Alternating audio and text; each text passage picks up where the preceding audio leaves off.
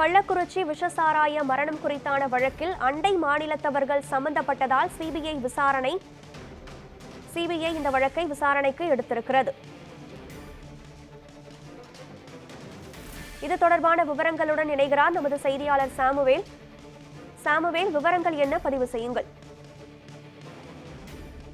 கனகதாரா, கள்ளக்குறிச்சி விஷசாராய மரணம் தொடர்பாக வழக்கு சிபிஐக்கு மாற்றிய தீர்ப்பு முழு விவரம் தற்பொழுது வெளியாக இருக்கிறது. குறிப்பாக அதாவது காவல்துறை அதிகாரிகள் நடவடிக்கை எடுக்கவில்லை எனவும் உயர்நீதிமன்றம் தெரிவித்திருக்கிறது. முக்கிய குற்றவாளிகள் கண்ணுக்குட்டி தொடர்புடைய தனக்கு தடை இன்றி கள்ளச்சாராய விற்பனை செய்து விற்று வந்ததாகவும் காவல்துறைக்கு தொடர்புள்ளது என்பதை நம்ப வேண்டியுள்ளது எனவும் தற்போது சென்னை உயர்நீதிமன்றம் தெரிவித்திருக்கிறது. அதே போல காவல்துறையின் கள்ளச்சாராய விற்பனை மூலையாக 67 பேர் உயிரிழந்திருக்கக்கூடிய சம்பவம் பெரும் வருத்தத்தை அளிப்பதாகவும் சென்னை உயர்நீதிமன்றம் தெரிவித்திருக்கக்கூடிய நிலையில் அண்டை மாநிலங்களிலிருந்து இதுக்கான மூளைப்பொருட்கள் கொண்டு வரப்பட்டதாக கூறப்படுகிறது. இந்த அண்டை மாநிலத்திலிருந்து கொண்டு வரப்பட்டிருக்கக்கூடிய இந்த மூளைப்பொருட்கள் சம்பந்தப்பட்ட நபர்களை உரிய விசாரிக்க வேண்டும் என்பதற்காக சிபிசிஐடி போலீசார்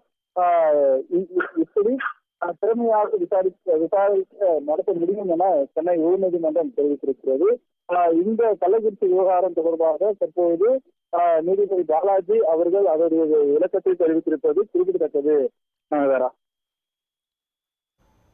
கள்ளக்குறிச்சி விஷசாராய வழக்கு சிபிஐக்கு மாற்றப்பட்டதற்கான விளக்கத்தை உயர்நீதிமன்றம் அளித்திருக்கிறது.